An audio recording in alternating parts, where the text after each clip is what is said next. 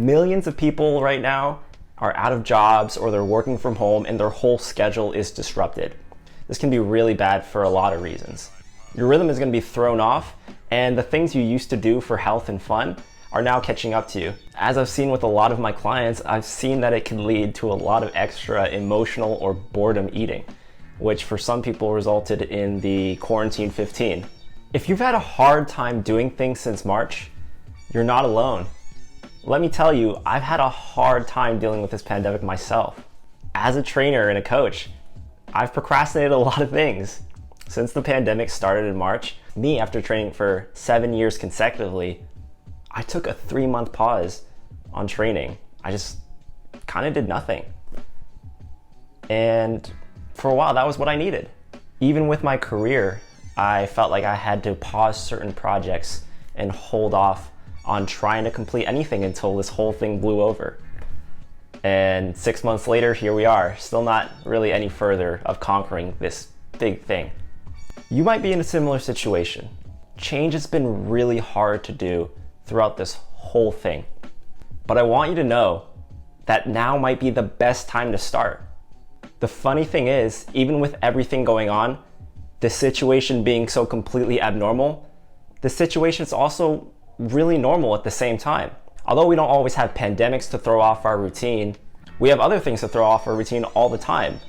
Work calls in to work an extra shift. Your professor assigns an extra project really close to the deadline.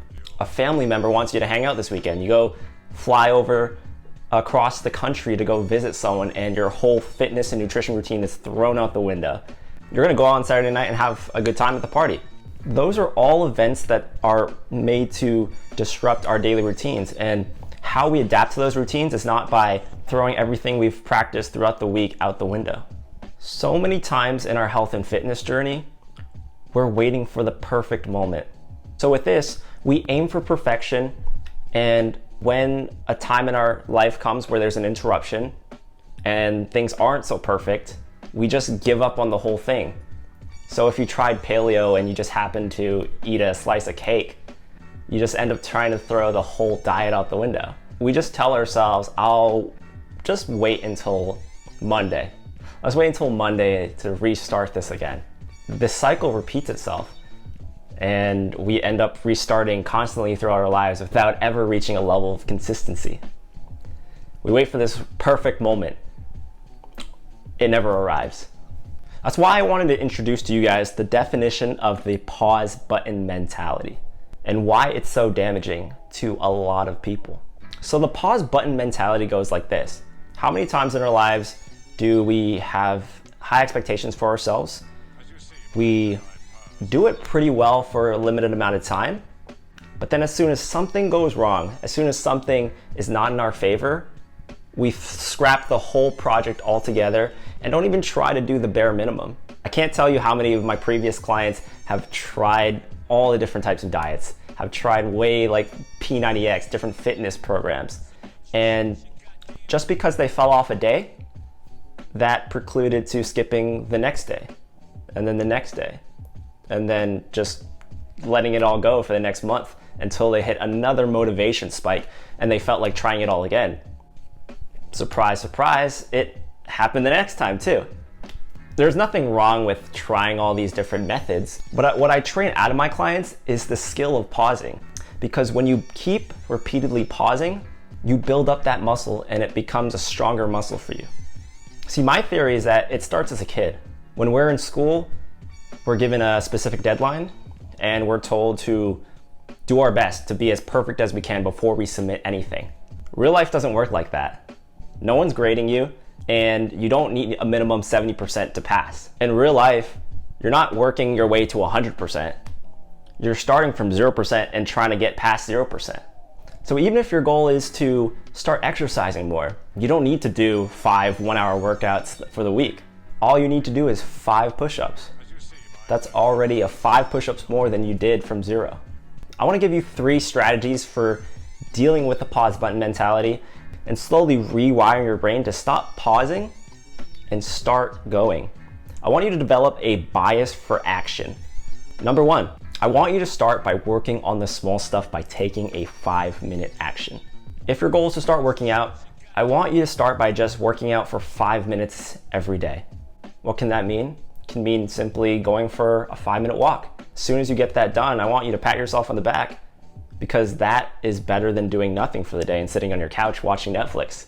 And then when you go on those 5-minute walks for the rest of the week, if you feel like adding another 5 minutes or adding even 10 minutes, that walk can slowly evolve into an hour-long walk. And you'll soon grow to be super consistent in that. And over time, you've walked 7 hours for that whole week. That's huge change. And it all starts with 5 minutes. Now, the second thing you can do is to change your environment. So many times I hear about people who live with others who are not as active or who don't really support their health goals. It's not going to help you to stick around these influences, especially even if these things that are stopping you themselves are the objects in your house. If you're keeping Oreos in your closet or you're keeping some ice cream in the freezer, it's not going to help you make the right choices that you want to make for yourself. So what you need to do is you need to change your environment. That can be physically, which is cleaning your fridge of all the things you don't want to eat and filling it with things that you do. Or it can mean stepping outside and doing your workouts because you find that doing at-home workouts is a lot more boring than you want it to be. It's not as refreshing as getting some clean air outside. So change your environment. Now, the third thing you can do to combat this pause button mentality is to ask for support from the right person or people. I say from the right person because there are a lot of opinions out there, and it's your job to discern which ones are credible to listen to and which ones are not. A way to sort of measure that is, one, have they gotten what I wanted to get? Or do they have the background and the credentials that signal that I should listen to them? Or do they just have a lot of clout and a lot of Instagram followers? You decide for yourself, but you want the support of people who are pushing you towards the direction that you want to go in. So much of our own self-doubt is self-inflicted. And we need another person to start asking us questions to bring us out of that funk, to start making those small changes that's eventually going to get us to stop pausing. That's why I recommend going to the right people to snap you out of a pause button mentality. And if there's one thing I've learned over this whole quarantine, it's that we need to build everything for the long term. Our finances, our relationships, and especially our health in times like these, so that they can weather the storm. There's going to be extreme moments just like this in the future, I guarantee you. And if you haven't built these support systems up by now, you're really struggling in times like this. Because if we don't set that proper foundation, particularly in health, we risk losing it all when disaster strikes. So I want you to banish pause button mentality from your system. I want you to do the slow things. No hacks, just one 5-minute action a day. If this video helped you out, I want you to like this video below and subscribe, and I'll see you next time.